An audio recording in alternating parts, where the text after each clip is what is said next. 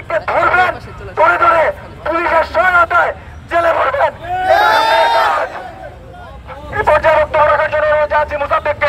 বিপ্লবী যোদ্ধা বন্ধুগণ, আপনারা দেখেছেন যেই উত্তরায়, যেই রামপুরায়, যেই যাত্রাবাড়িতে জুলাই আগস্টে মিছিল করার মতো সাহস আওয়ামী লীগ করে নাই, সেখানে কাদের ছত্রছায়ায় মিছিল হচ্ছে আমরা প্রশ্ন রাখতে চাই।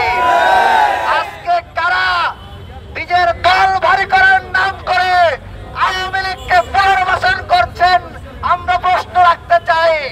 আমরা জানতে চাই আপনারা কাদের কাছ থেকে টাকা নিয়ে তাদের কাছে নেগোসিয়েশন করে আজ আওয়ামী লীগকে আপনারা ফিরিয়ে আনার চেষ্টা করছেন। সংগ্রামী সহযোদ্ধা বন্ধুগণ, জুলাইয়ের পরবর্তী সময়ে আমাদের সর্বপ্রধান দাবি ছিল আওয়ামী লীগকে নিষিদ্ধ করা এবং তাদেরকে বিচারের মুখোমুখি করা। কিন্তু জুলাইয়ের পরবর্তী সময়ে যখন ছাত্রলীগ নিষিদ্ধের আলাপ দেওয়া হয়েছিল, তখন আমরা বলেছিলাম যে শুধু ছাত্রলীগকে নিষিদ্ধ করলে হবে না, সাথে সাথে আওয়ামী লীগকেও নিষিদ্ধ করতে হবে। কিন্তু তখন কতিপয় ব্যক্তিবর্গ, দায়িত্বশীল ব্যক্তিবর্গ, তারা বলেছেন তারা আওয়ামী লীগকে নিষিদ্ধ করাকে সমর্থন করেন না। তারা এই ধরনের সিদ্ধান্ত গ্রহণ করে কোন উপদেষ্টা বলেন আওয়ামী লীগ নিষিদ্ধ করা সমীচীন নয়, আবার কোন উপদেষ্টা বক্তব্য দেওয়ার চেষ্টা করেন যে আওয়ামী লীগ যদি রিফাইন হয়ে আসে, ভিন্ন নামে আসে, তাহলে তাদের কোনো আপত্তি নাই। সংগ্রামী সহযোদ্ধা বন্ধুগণ, আমরা দেখতে পাচ্ছি বিভিন্ন জায়গায় আওয়ামী পন্থীদেরকে পদায়ন করা হচ্ছে।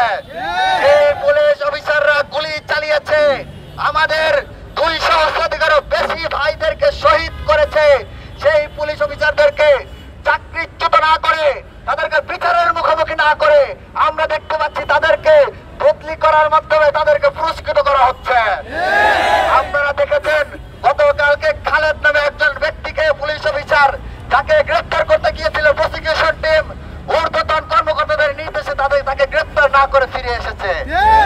সংগ্রামী সহযোদ্ধা বন্ধুগণ, আমরা যখনই আওয়ামী লীগ নিষিদ্ধের দাবি তুলেছি, তখনই আমাদের কোন কোন উপদেষ্টা বলার চেষ্টা করেন যে তাদের নাকি বিভিন্ন এম্বাসি এবং আন্তর্জাতিক সংস্থার অনুমতি লাগবে, বোঝাপড়া লাগবে। আমরা প্রশ্ন রাখতে চাই, এই গভর্নমেন্ট কোন এম্বাসির দেওয়া গভর্নমেন্ট নয়, এই গভর্নমেন্ট কোন রাজনৈতিক দলের গভর্নমেন্ট নয়। এই গভর্নমেন্টের ম্যান্ডেট হচ্ছে জুলাইয়ের 200 শতাধিক শহীদের বুকের তাজা রক্ত। এই গভর্নমেন্টের ম্যান্ডেট হচ্ছে 31,000 আহত এবং প্রকৃতপরণকারী জুলাই যোদ্ধাদের রক্তের উপর দাঁড়িয়ে থাকা। আমরা হুঁশিয়ারি করে বলতে চাই, অনতিবিলম্বে আওয়ামী লীগকে নিষিদ্ধ করুন। বিভিন্ন দেশের, ভারত সহ অন্যান্য দেশের এম্বাসির প্রেসক্রিপশনে কাজ করা বন্ধ করুন। জনগণের চোখের ভাষাকে বোঝার চেষ্টা করুন।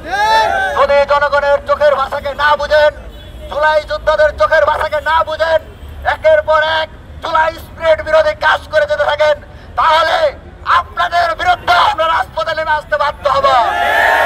এই উত্তরা থেকে আলটিমেটাম দিয়ে যাচ্ছি, দ্রুততম সময়ের মধ্যে আওয়ামী লীগকে নিষিদ্ধ করুন। যারা গণহত্যায় মদত দিয়েছে, অংশগ্রহণ করেছে, গুলি চালিয়েছে, তাদের প্রত্যেককে গ্রেফতার করে বিচার করুন, জুলাই ঘোষণাপত্র প্রদান করুন। যদি তা না করেন, যদি আহত এবং শহীদ পরিবারকে পুনর্বাসন না করেন, যদি আওয়ামী লীগকে নিষিদ্ধ না করেন, তাহলে আমরা সবাইকে সাথে নিয়ে জুলাইয়ের মতো আরেক জুলাই করে চলতে বাধ্য হবে।